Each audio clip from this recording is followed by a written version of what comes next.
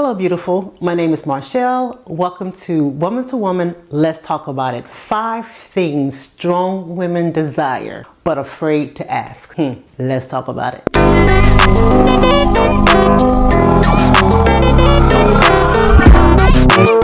Let me preference everything I'm going to say today with this. When you are a child of God and you know you need help in one of these areas, the first thing you want to do is pray.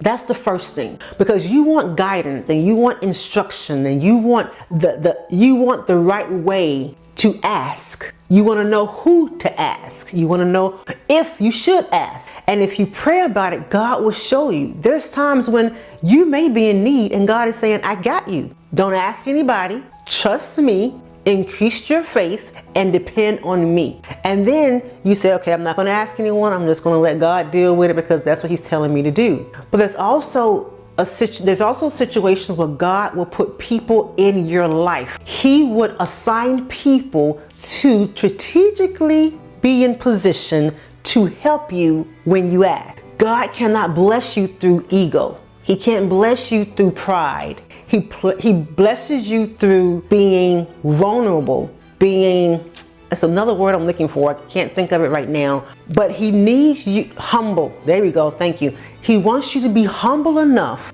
to obey him and go and ask who he tells you to ask. You don't think God would do that for you? You wonder why when you go to people and they say no, or you go to people and they don't have time. Did you pray about it first? Did you ask God if this is the person you're supposed to ask? 9 times out of 10, he wants you to ask somebody who you wouldn't even think to ask. It may not be your best friend. It may not be your close relative. It may be someone that he just pops in your spirit. You're like, oh God, I don't even know this person. I'm not going to ask him. And God says, where is your faith? Do you trust me? It's easy to ask a friend sometimes. It's easy to ask a relative sometimes, but it's hard to ask someone you really don't know that much. Number 1, we are afraid to ask for help. Why? Because it makes us feel like we are incompetent, doesn't have the ability to do for ourselves. And we don't want anyone to think that we're weak. So we don't ask. It makes you feel better about yourself, self-image. You don't want to be a burden, and that's my issue. You don't want to ask for help because you just don't want to be an inconvenience. You don't want your issues or what you have going on to be a burden for someone else. There's a fear of rejection. There's a fear of someone saying no. Pride. Strong women, or women who seem to be very strong and independent, feel like I can handle this on my own and I don't need help. Everyone needs help sometimes. I remember seeing this movie called The Forge. There was a scene where he was holding up this sword, right?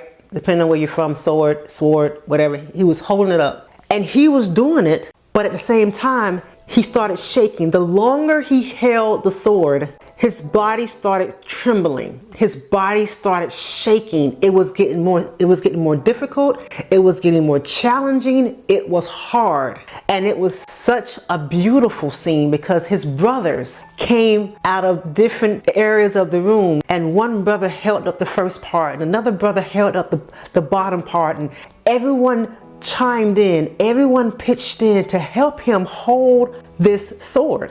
The trembling stopped. The challenge stopped. The difficulty of holding the sword stopped because he had assistance. He had help. He had someone in his corner. How, yes, you can do it, but how much easier can it be done when you have the help of others? Doesn't make you look any less than. It doesn't make you look weak. It doesn't make you look vulnerable. It makes you look human. Number 2, financial support. Money is a very sensitive topic anyway. It's a very sensitive area. And when you're strong, you want people to think you do have it all together, especially when it comes to finances. And you don't want to be seen as someone that's not managing your money correctly, or someone that is incompetent of financial literacy. You don't want to feel judged. Ask God, how am I going to get out of this mess? How am I going to get out of this financial burden, this financial situation?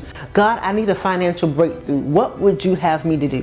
When you pray, God is going to answer, and we have to trust that he's going to answer, and we have to obey when he does. So if God is saying, hold on, daughter, don't worry about it. I got you. Trust me. But if he lays somebody on your heart, don't be afraid to go to them and ask them. Don't feel shame, because a lot of us, we feel shame asking for money. We feel embarrassed asking for money. And there's an uncomfortable feeling that comes with asking people for financial support, asking people for financial help. All right, so we have to get out of that. Even if you are afraid to ask, if you're obeying God, ask God to take those fears away. And if he doesn't, just do it afraid. Long as you know you are obeying God. Number 3, forgiveness. We don't want to ask for forgiveness, because if I ask for forgiveness, then I'm admitting I'm at fault. And many times we believe that asking for forgiveness means that you're taking accountability for everything that happened. No, you're taking accountability for your part, for your portion, for your action, and you're being responsible for what you did that wasn't right. That's what you're asking for forgiveness for. Doesn't make you weak, doesn't make you less of a person. But we have issues asking for forgiveness, because a lot of times asking for forgiveness means we have to face our imperfections. We have to face our flaws. You're going to make mistakes. You're going to hurt people's feelings. In relationships, we must understand that your perspective may be different from the next. You could be hurting someone's feelings because you're thinking only about your way of thinking. You're thinking about your perspective. You're thinking about yourself. And you're not really understanding where they're coming from. But once they explain, then you have a different perspective. And it's okay to say, you know what? I had no idea. I wasn't even thinking along those lines. Will you forgive me? Why is it so hard for us to say, I'm sorry. You're right. I'm wrong. My perspective was totally different from what you're saying. And I apologize. We have a fear of not being forgiven. You ask for forgiveness and you're genuine and you're sincere, and the rest is up to them. If they don't want to forgive you, you've done your part. You cannot control someone else's response or how they act after you ask for forgiveness. That's none of your business. That's none of your concern. Asking for forgiveness is one of the hardest things you can do, but the strength comes from asking, because it takes a lot of courage and boldness to ask for something that you need. But if you have relationships, if you want strong, healthy relationships, you're going to get it wrong sometimes. You're going to have to ask for forgiveness. If the relationship means anything to you, then saying I'm sorry should be the least of your worries. Okay? 4, appreciation. You think you want appreciation, but what you're really longing for, what you're really desiring, is validation. Appreciation and the validation are totally different things. Appreciation is what you do for others, and you want them to appreciate what you did. You want them to be thankful for what you've done, because the things that you're doing, you don't have to do, but at least you want to feel appreciated for doing it. You're not going to ask because you feel like you shouldn't have to ask. But don't get it twisted. Many women desire validation. What's the difference? Validation is what you do for yourself, and you want someone to give you a stamp of approval on it. You want someone to look at your title and validate you because of your self-accomplishment, self-achievements. I have seen women doing things for validation. But again, a validation is selfish because it's about you. Appreciation is about what you do for other people, selfless. There's a difference. Appreciation, selfless, because you're getting out of yourself to do for others, to make others' lives easier. But you still want to feel appreciated for it. Validation is selfish because you're doing something for yourself. You want validation. You take these classes and you go to these colleges and you do all of this and all of that so that you can have people's approval. You have to check your motive. Why are you doing what you're doing? I want you to let that sink in. Why are you doing what you're doing? There's two people. A person that does well on their job. They go over and beyond the call of duty for other people. They help others. They're a leader. They're respectful. People respect them. They know what they're doing. It's not in their job description, but they're doing it. And they are contributing. They are an asset to the company. And because of that, the company wants to give that person a promotion because they appreciate what they're doing. There's another type of promotion. There's a promotion where you feel you deserve it because you went to college, you have a PhD, doctorate degree, you went to all these trainings, who you know. So I think I should get promoted because of who I know. I should get promoted because I went to school. I got the credentials. That's validation. You think it's appreciation, but you want to be validated. And it comes with motives. It stems from motives. When you're doing something for your husband or for your partner and you go all out, you want them to say thank you. You want them to see you. You want them to hear you. You want to feel appreciated and not taken for granted. That's what you want. That's what appreciation is. Because there's certain things that you do for the household, for your children, for your husband, that you don't have to do. You can come in every day and give the bare minimum. But if you go over and beyond for your grown children, for your little children, for your friends, your family, your husband, your partner, you want to feel appreciated. You want to hear thank you every now and then. You want people to give you the same energy you're giving them. And guess what? It's free. To appreciate someone is free.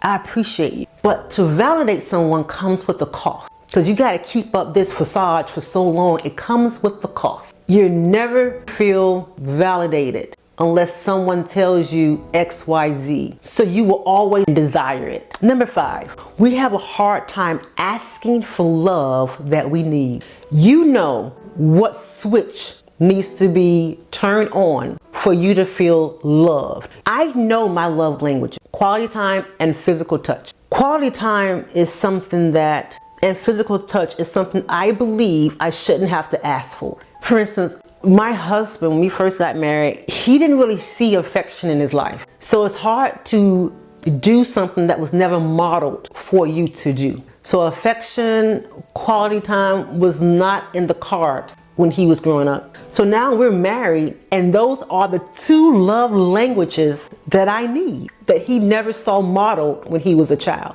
when he was growing up. So it doesn't come naturally for him. He has to be more intentional. He's gotten a lot better with affection. I have asked for that. I've told him this is what I need to feel loved, and he's tried to accommodate that. But again, it doesn't come naturally. It has to be more intentional. But we don't want to ask it. We want it to come naturally, because we feel like if we have to ask for it, is it really genuine? Is it really sincere? Because why did I have to ask in the first place? Like, are you doing this because I asked? I need a date night, babe. Are you taking me on a date because I asked you for it? Or are you taking me on a date because you really want to spend time with me? I don't want to spend time with someone who doesn't want to spend time with me. I don't want to force someone to love me the way I need to be loved. That's why we don't ask. I don't even think it's a matter of being afraid to ask. It's just a matter of the principle of asking, especially when you've already communicated what it is that makes you tick. Just because your love language is acts of service or receiving gifts doesn't mean that's what switch I need to feel loved. That's your switch. Many times we give people what we like, what we want, because we want it back in return. But is that really loving someone, or is that just you focusing on yourself? If I love you and you tell me your love language is XYZ, I am going to make effort to do those things you say need to be done, because this is what makes you feel loved. It may not come naturally for me. I may not even understand it, because I'm thinking, what my husband loves, he loves nice things. I'm totally opposite from that. Give me my time. Give me my attention. Give me my affection. So many times we don't ask because we feel like we shouldn't have to ask. And if we do ask, are they doing it because we asked? Or are they doing it because they really want to love me the way I need them to love me? Going on dates means a lot to women. Quality time means a lot to women. And there's some of those love languages mean a lot to you, whichever 5 it is. It means a lot to you. It means the world to you. How would it feel if the person on the other end intentionally meet those needs without you asking? It'll bring so much emotion. Being and feeling loved, how can I say this? I believe when someone loves you, you shouldn't have to ask. My battery went out, y'all, so That dang it. Again, I was talking about how we shouldn't have to ask. And we don't want to have to ask because we feel like if they love us, why do we have to ask it? Why can't they just naturally do it? Let me tell you why. Like I spoke about before, some things wasn't modeled. So some things was not embedded in a person. So it's not going to come naturally to them. They're going to need reminders. Sometimes they don't even realize they're not doing these things until you bring it up. They don't realize that, oh my God, we haven't been on a date in a month, until you bring it up. And I've learned it's not that they don't want to, it's just that's the farthest thing on their mind because that's not their love language. It's yours. Since it's your love language, it will always be in the forefront of you because that's what you desire. You cannot expect someone to give you something that they do not have. They have to be more intentional with it. When we come to the realization, we are sometimes expecting something from my spouse, from my partner that they do not possess. It's like asking him for $1 million and you know good and well they don't have $1 million.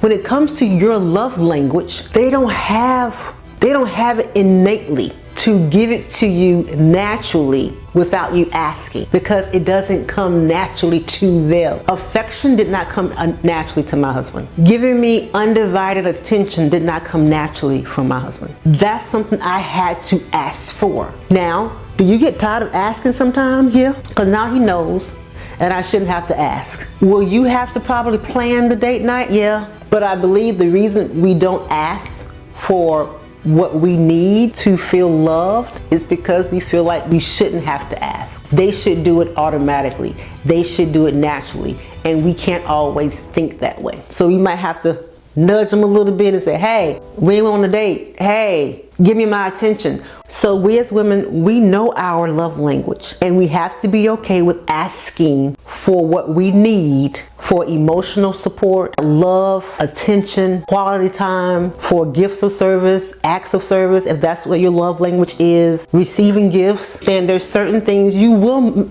have to ask for even if you feel like you shouldn't have to ask for it. I understand, I get it, you shouldn't have to, but you may have to.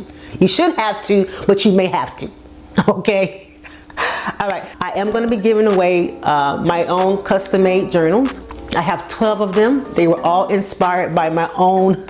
There you go, you guys. You know my ending. They're all inspired by my personal story. If you want to be in the giveaway, subscribe and also comment down below. This is your question. What is that one thing you do not or you feel uncomfortable with asking and why? So if this message blessed you in any way, if you know anyone who will be blessed by the message, please tag them. Don't forget to like this video, comment, and subscribe. And I'll see you in day 3. Woman to woman, let's talk about it. Say bye. Say bye-bye. Butterfly. You want to say bye? No? All right. Bye, y'all.